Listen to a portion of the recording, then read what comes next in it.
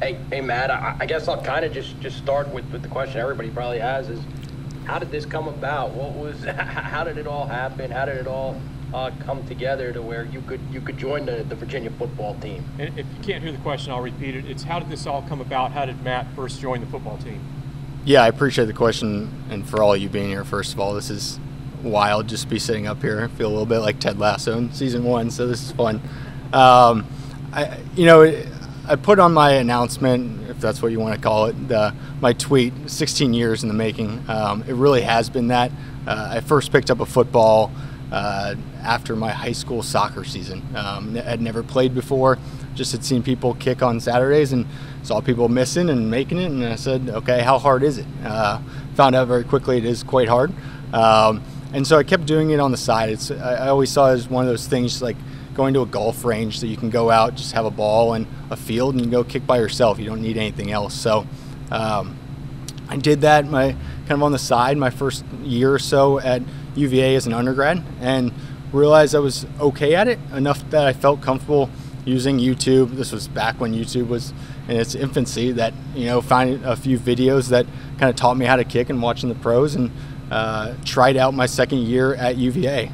Did quite well, but they had 3 guys on the roster at that time. This was under the Al Groh era, so a few coaches ago, just to date myself. But it was unfortunate that I couldn't play then, but I kept kind of staying after it. I had some injuries from club soccer when I was here, so I couldn't necessarily try out. But again, just kept it on the side. It was a fun activity and kind of a hobby to do after that. But when I started after school, I commissioned in the Marine Corps, and started to think about, after the Marine Corps, after my 8 years of commitment for my contract was up, what did I want to do? And I realized that eventually I wanted to go back to business school. It's the kind of the natural pivot, kind of build that academic credibility to add to the leadership experience I got in the Marine Corps. And so I thought, okay, maybe this could work, and realized after looking into a lot of rules on the NCAA that there is a weird rule that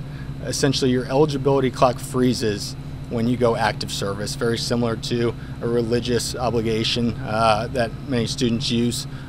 So my 5-year clock, I used 4 as an undergrad, even though I didn't play, which is another misconception most folks don't understand, that 4 of my years were burned. The 5th year essentially got paused when I went active duty after the Marine Corps, or after graduation. And from there, it was frozen essentially until I went off active duty a year ago. So in that time, I just kept thinking, okay, maybe I could thread this needle and make this happen. If I could get a team, a university, kind of buy off on this idea. But it was important to me that I always prioritize the academic side. I think looking at this from a 30 at the time 32-year-old with a family, 2 kids, I couldn't just go to any school that was willing to take some old guy to kick. As much as that would have been fun, I had to first find the schools that met the criteria of what I wanted, a great academic MBA program, and second, see if I could thread that needle. And was very fortunate that UVA, of course, fit that bill with the MBA program. Extremely lucky to be a student there. And second, I was able to communicate with Coach Meyer, the special teams analyst here, about 2 years ago, and kind of pitched this idea to him. I didn't have any high school film. Until about 3 weeks ago, I'd never put on a helmet or pads before. So I didn't have anything to really go off of besides, hey, I've been to some of these high school recruiting camps, which, the old guy showing up to camps with 16, 17-year-olds, they would look at me and go, are you a JUCO transfer? I was like, maybe back in 2008 I was. But, I would go to these camps just to get exposure and try and simulate some of the pressure that I wasn't able to get because I never had that in-game experience. So all that to say, over that 10 years of service, I just kept staying at it with the idea that someday maybe I get this opportunity. And so fast forward to last year's, when I should have hopefully been playing. That would have been that 5th year. But due to the scheduling at Darden, the business school I'm at, it essentially wasn't possible with the academic structure. Every student takes these same classes 8 a.m. to 1 p.m. So it would directly conflict with the school academic schedule. So at that point I looked at it and said, you know what, is this done? It's pretty unfortunate that I had everything seemingly lined up only to kind of be shut down at the last minute. But kind of stayed at it, and after the last season I reached out to Coach Meyer again and said, hey, would you be willing to entertain the idea of applying for a waiver for an extra year? So somehow I need an extra year, even though I've never played a sport at all. So technically it is my 6th year, I guess, in eligibility circumstances. But I reached out, we worked with the compliance team, a fantastic team here with Jason and Doug, and I think one of the greatest things somebody can give you is their time, and they put in so much time and effort to make this waiver a possibility, so can't thank them enough. And somehow after an initial denial from the NCAA and a subsequent appeal, we found out about 4 days before camp that the appeal went through, and next thing you know, I'm finishing my summer internship and getting a physical with an NCAA football team, and here we are. So it was quite a fortuitous ending to a long, drawn-out story, but the fun's just getting started, in my opinion. So I'm excited about it. Matt, tell them what your undergraduate degree is in. Absolutely. So undergrad went here from 2007 to 2011, and majored in history. So doesn't apply to business world, didn't apply to the cockpit either, but it was a great time here. It's great to be back in Charlottesville. I think I underestimated just how much I would enjoy coming back to Charlottesville. Met my wife here when we were undergrads together. We got married out in Keswick Vineyard in 2015. So Charlottesville has always been very much home for us, even though we've moved around.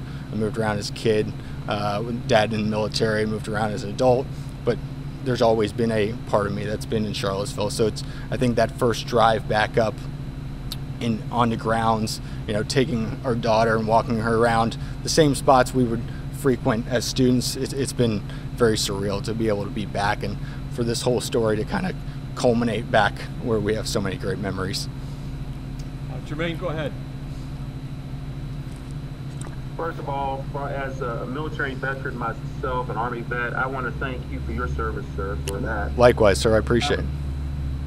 I want to ask you, as far as the Marines, what made you want to join the military, particularly the Marines, and, what does it mean for you personally to be, a military veteran serving in the military, and how do you apply it not only to your daily life, but how do you apply it to your life now as a college athlete? The question was, why the decision to join the military? What's it feel like to be a vet now, and how does he apply that experience to being a college athlete? Yeah, so to answer the first question, it seems on paper it seems very obvious. My dad was a 28-year Marine fighter pilot, so I grew up in the community, saw the great sides of it and the great experiences they can offer. But it wasn't until about my 3rd or 4th year at UVA that I really saw it as an opportunity for myself. I thought I maybe wanted to do something. I wanted to serve somehow, whether it be in politics. I looked at doing work on the Capitol Hill front, did an internship there. And I just wanted a little more fast-paced for that first job out of school. And so looked at the aviation route and found that the Marine Corps was willing to offer a guaranteed aviation spot and said, let's do it. And so did follow my dad's footsteps. I was the one who didn't go jets and went helicopters instead. So I'm always the officer, the guy who didn't follow him directly, but he's been a great mentor for the great opportunities that the Marine Corps can offer, both lifestyle-wise, but also career-wise and development. So in terms of how I've kind of applied that to being a student and being on a football team, I think just time management has been certainly difficult. Darden's no cakewalk for academics, which is what I signed up for, and no complaints at all. I knew what I was getting into, but it's certainly time management, and then you add on the piece of recruiting for jobs afterwards. You add on a family at home, and so there's a lot of conflicting priorities that you are juggling at one time. So I think my experience in the service beforehand has certainly helped with that. And in terms of just being a Division I athlete, which is still very strange to even say that, in terms of being on the team, I think just the leadership aspect of it. I admittedly came in, yes, I'm the old guy with some leadership experience and some unique experience, but you never want to be the one to walk in the locker room and start saying, oh, this is how I did it back in the day. You want to get the sense for the locker room, get the sense for the guys, and I've been slowly building those bonds with the guys, so I'm very appreciative that I was able to be here for fall camp. I think that's been a great opportunity to start to mesh with the guys. But I think I certainly want to have some kind of leadership role on this team, whether it be in the locker room or just career-wise, whatever it may be. It's been fun to talk with a number of the guys who are in the comm school or looking to do similar jobs that I'm also looking at, just a different part of the progression path, and compare backgrounds or compare experiences or what are you interested in. So it's been great to just be able to mesh with the guys in that sense. Thank you so much, sir. Absolutely. Anyone else in the Zoom with questions, go right ahead. Hey Matt, Michael Sauls with the Virginia Pilot. Hope you're doing well. I know you Doing said great. first time around you weren't able to make the team. Now, obviously, you are on the team. Does that make it, so much more special? How much more special has it made it? And then how excited are you for the first time to suit up and get on the field? Question was, how much more excited is he? The first time through the process, he didn't make it onto the team as an undergraduate. Now he is. And how excited is he to suit up and get on the field? Yeah, I think there's definitely an aspect of that, almost a redemption story in my own head. There's a lot of little points that I'm very proud about this story. Having never played is great. Making this as the old guy. But for me, the thing I'm most proud of is just the persistence. I think there were a lot of times throughout this 16 years where it's felt like it's been another closed door, or this was the dead end. And even last year, a year ago, when got the call saying it just wasn't going to happen with Darden's scheduling, and seemingly another closed door, and all that work had been for nothing. Just kind of staying persistent is kind of what I was most proud of, to see that come to fruition. So I think it definitely adds another point of emphasis that I got the ding. I've still got the email. That email from whoever it was working back in 2009 saying, hey, we regret to inform you that you didn't make the team. That was my iPad background for many years, so it's a little bit of motivation. So it's definitely a little bit sweeter. No, it worked out perfectly. No hard feelings that I didn't make it before. I think this is exactly how my story was supposed to be written. But as far as looking forward to the first game, absolutely. I don't know that it's fully hit me, that I get to be part of that game day environment. I think the practice environment and the getting to be a part of the team has finally set in. It took a while to realize how cool and not shell-shocked, but just not taking the awe of it all. But I think that's finally set in. But I think once we step onto the grass out in Titan Stadium, I think it'll hit, and I'll enjoy every second of it. It's artificial turf, by the way. We call everything grass. Back in 09. Yeah, exactly. Anyone else with questions, go right ahead there. Matt, David Hale with ESPN. I'm sorry I jumped on a little bit late. I'm curious what the reaction has been from the other guys in the locker room to your being there. And have you had any favorite jokes or anything that have been made at the old man's expense? The ones I can tell you. So the question is the reaction to the locker room for him joining the team. Yeah, I think that day one of fall camp, there were one or two guys that knew who I was. Otherwise, I was probably just appeared to be some random guy sitting in one of the lockers. And then we got to a team meeting, and at the very end, Coach Elliott had me stand up and introduce myself, and I could see the shock on their face when I said 34 with two kids. So I think they've realized in the past 3 weeks that I'm just another guy, just with a little more life experience. But at the end of the day, I'm just another guy here to help the team succeed on the field. And so that, to me, at the end of the day, that's all that matters, contributing on the field and in the locker room, obviously, the development of these guys. But it's, in terms of jokes, I've had some good nicknames, which makes me feel right at home with military call signs. I've gotten Pop Pop, Uncle Matt I enjoy, Grandpa, so nothing too terrible, but it's all in good fun. I've enjoyed it. Yeah, that's. Oh, jeez. It was Puff, P-U-F-F, and no, there's no drug relation there. It was, my high school, we did a very in-depth powder puff routine, and I stupidly left that video online when the time came to give out call signs, and that was found. You need to do a good social media scrub before that time in your career, so that was my mistake.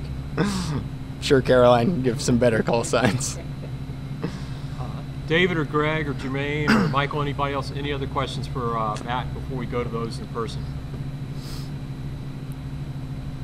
You know, I'm good, Jim. But thank you for giving me this opportunity. This is a great one. Okay, if you guys don't mind making sure you mute your microphones, I'll repeat the questions on this end so you can hear them as well. Caroline, military veteran, you could ask the first question. All right. And a Darden graduate. Yeah. Someone asked if you designed the lab for me to root for. When you look at more intimidating, kilo dunker day, walking into a locker room full of 18, 19, 20-year-olds. Yeah.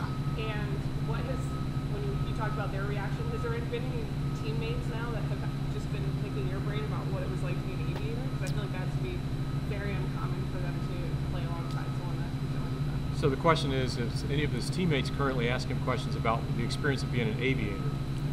Yeah, so in terms of the first question, the intimidation factor, I'm not a swimmer by trade. I don't love the water. I can swim, but I don't love the helo dunker. For a little background, part of the training for helicopters is you get put in this essentially tank in the water to simulate a helicopter cockpit, and you buckle in, and then they flip you upside down, and you have to get out, and then you do that a few times, and then they blindfold you, and then you do it. Underwater. Yeah. They drop you in the water, flip you upside down. So the idea is you're supposed to just get comfortable. I'm not sure you can ever get comfortable flipping upside down, simulating a crash in the water, but it's not. It's a 4-year requalification. Everybody dreads it leading up to it. So that was not fun. I've had many questions say, "Oh, you should be fine handling the pressure of kicking. You flew helicopters," and I understand the comparison, but it's also very much apples and oranges. I think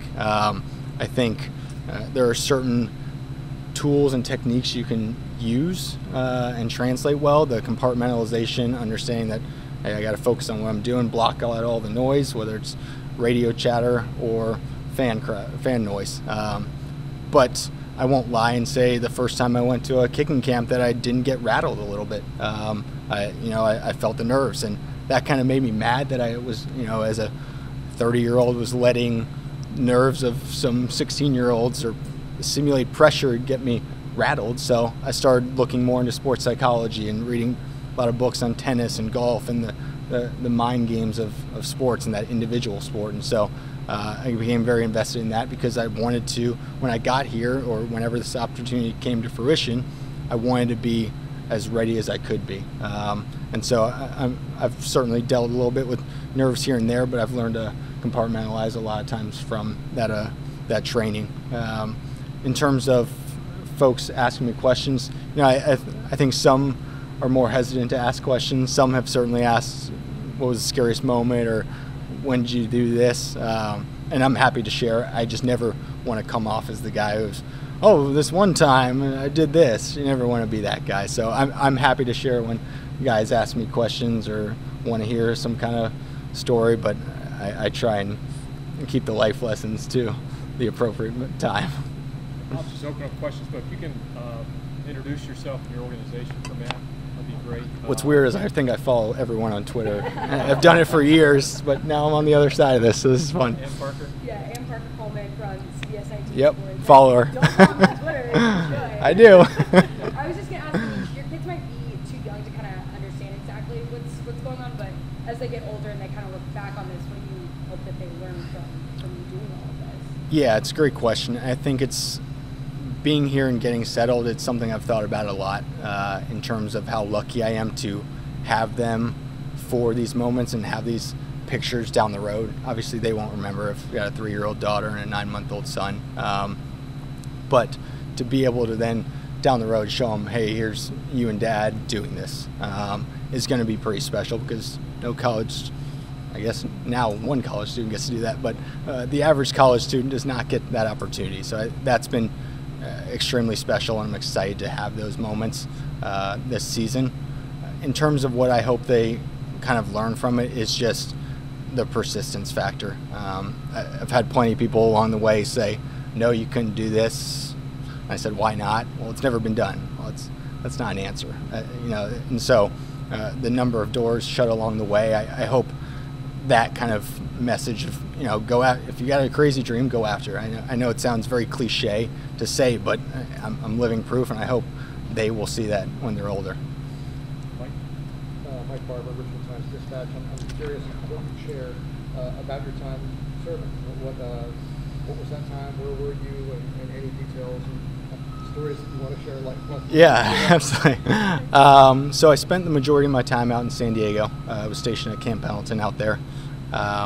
So the way it kind of works, the reason I'm probably older than the average military guy who gets out, at least initially, is because the aviation contract is 8 years after your flight training. So what was happening is many years ago when my dad was going through, everybody would get the flight training, do their 4 years of service, go with the airlines. And they were losing a lot of people to the airlines, and so they made it 8 years. So that's where my 10 years of service essentially comes and is covered. So I spent a few of those years in Pensacola at the flight training program down there, and then was stationed out in Camp Pendleton out in San Diego. It's a terrible place to have to be stationed. Wouldn't wish it on anybody. And the first 4 of those years was in what we call a fleet tour, so a deployable unit.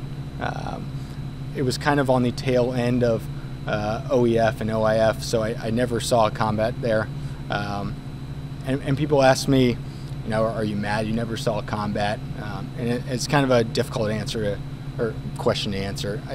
Am I mad that I never got shot at? No, I'm not. I'm not crazy enough to have my pride get in the way that, I never saw combat, something that's completely out of my control. I think we all we approached it that if the time came and we were called to be in harm's way, we would be ready. So you train like that every day. And I was very lucky to not have to be put in harm's way. I did a single deployment on a Marine Expeditionary Unit called a MU, which essentially has 3 ships that go and deploy, and it's a force in readiness if anything were to happen, whether military-wise or disaster relief, anything like that. There's always MUs kind of out and about. And so I was on one of those ships out in the Middle East and kind of up in the Mediterranean for a few months on station. Again, never saw any combat, but we were there and ready to go if need be. And it was a great deployment, great experience to bond with people. You want to get close with people, put you in a very small room, probably not much bigger than this, with 4 people, and you get to know each other quite well for 7 months.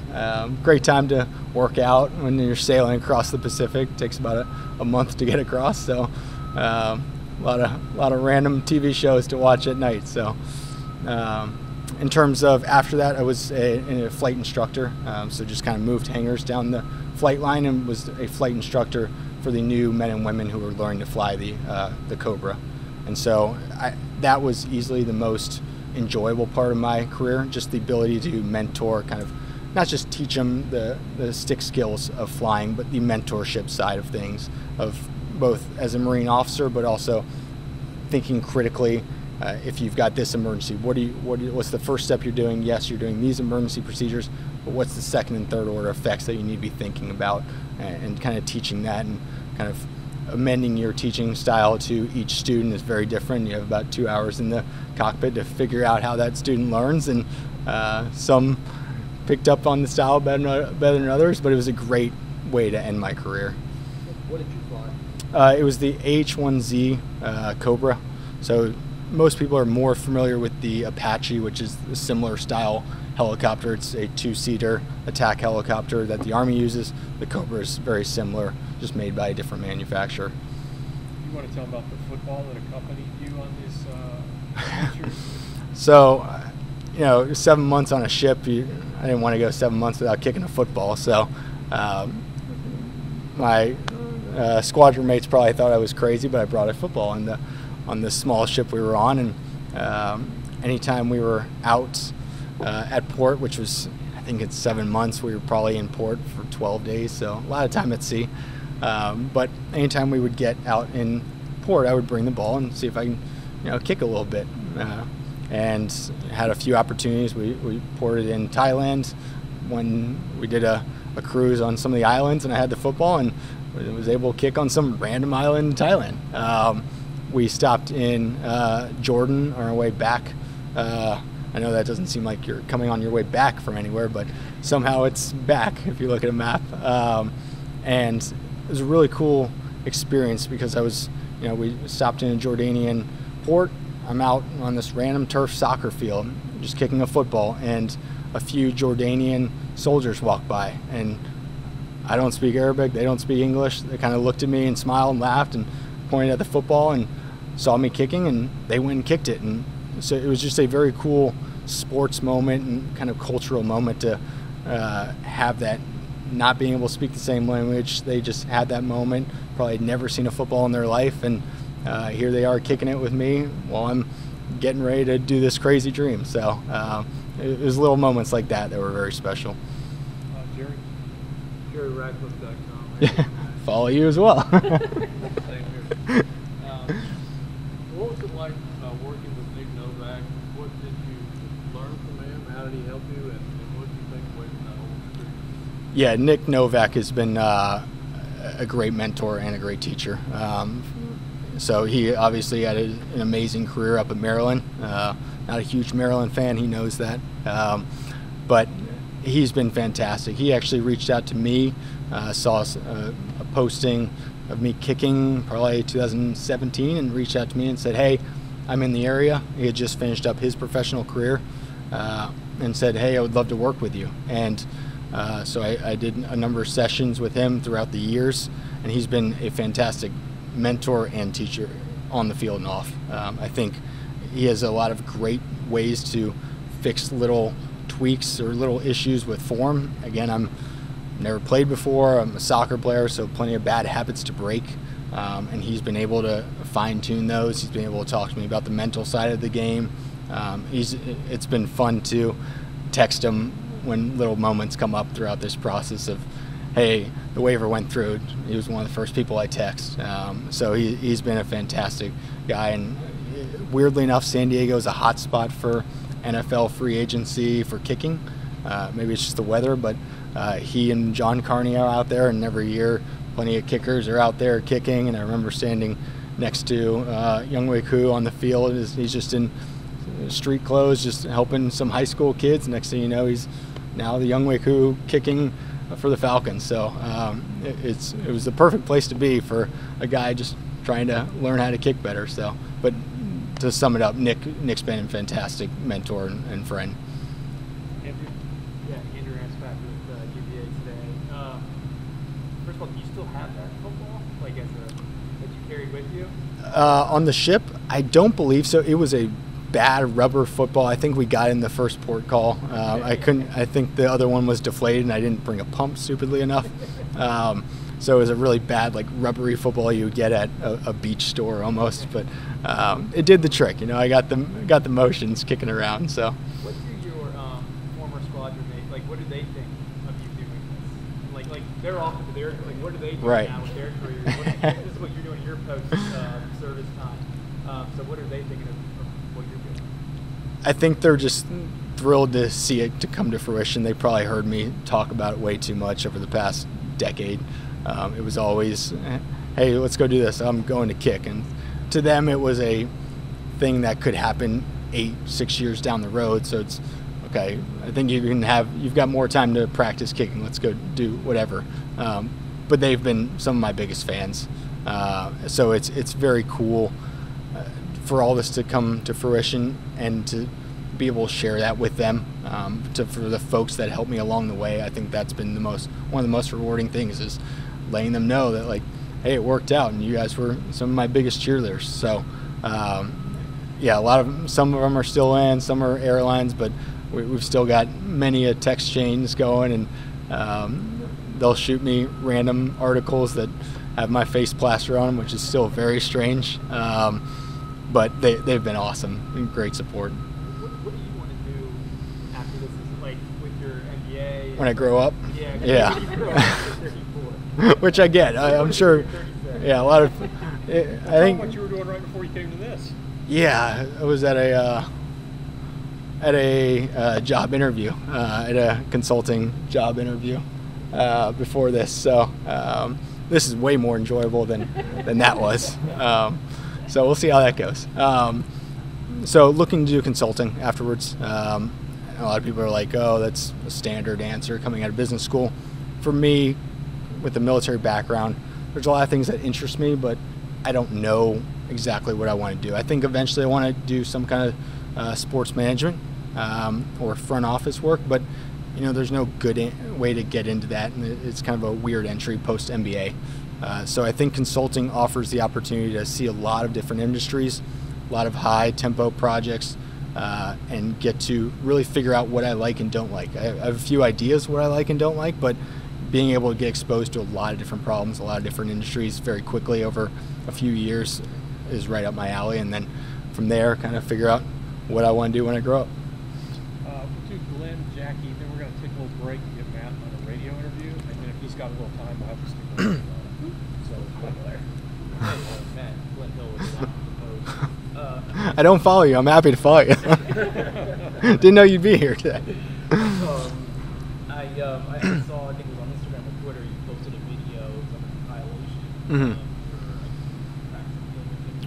Right. Talk a little bit more about your development as a kicker and maybe some technical. Yeah, absolutely. So, I have a lot of film throughout the years of just kicking. The standard kicker thing. You take your shoe, you put your phone in it, unless you buy a stand, and you film yourself. And it's more as just footage to kind of diagnose yourself. Okay, your head was coming up on that. You kind of cross your body. So I just have film from that. So it's been fun to kind of look where I started and how raw I was, and I still feel that I'm very raw in a lot of ways right now, but it's been great to enjoyable to see that development. And I think the post you're referring to, you can kind of see the denial after initially trying out and back in 2009, and kind of continue to working and lifting on the boat, which lifting on a rocking boat is probably a bad idea because you're lifting weights and going this way or this way depending on how you have the weights set up. But it's been fun to kind of see that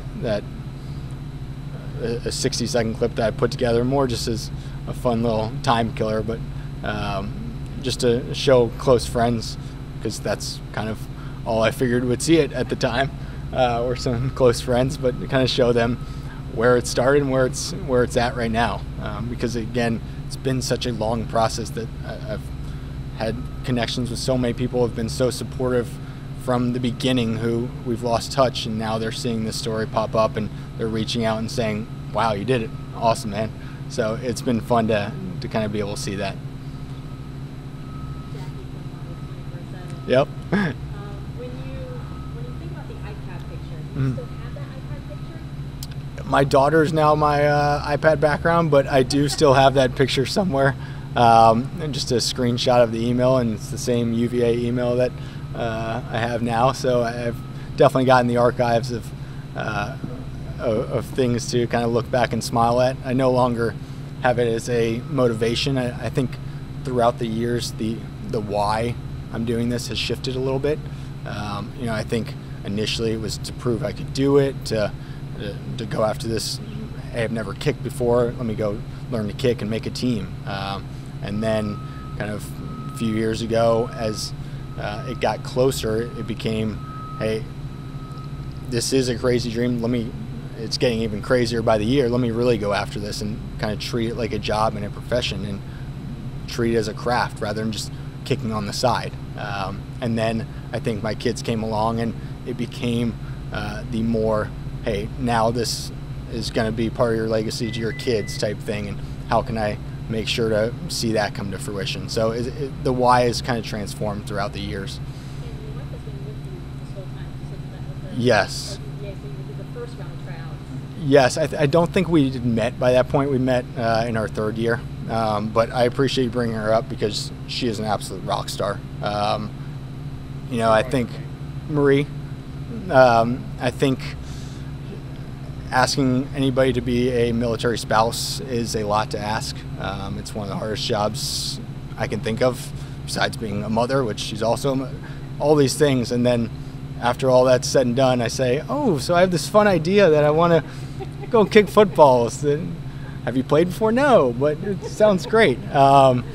And so even while I was in the military, I'm spending money to go to these camps, and I'm time away from her and time away from our daughter at the time. And so, I've been asking a lot of things of her, which I feel guilty about, but she's been nothing but supportive through it all. And she's got 2 kids at home with her right now. She's got over sickness, and just an absolute rock star. I can't say that enough. And even this summer, when a busy summer internship with consulting all of a sudden turned into, we were supposed to have a few weeks before I started back at classes, and got the great news of the phone call saying the waiver got approved, and all of a sudden, hey, I've got camp where I'm gone all day starting Monday, and that's a lot to ask, and I understand that when I made that ask. And again, she's been nothing but supportive, so I cannot thank her enough. But I'm looking forward to paying it back in dividends once this process is all over.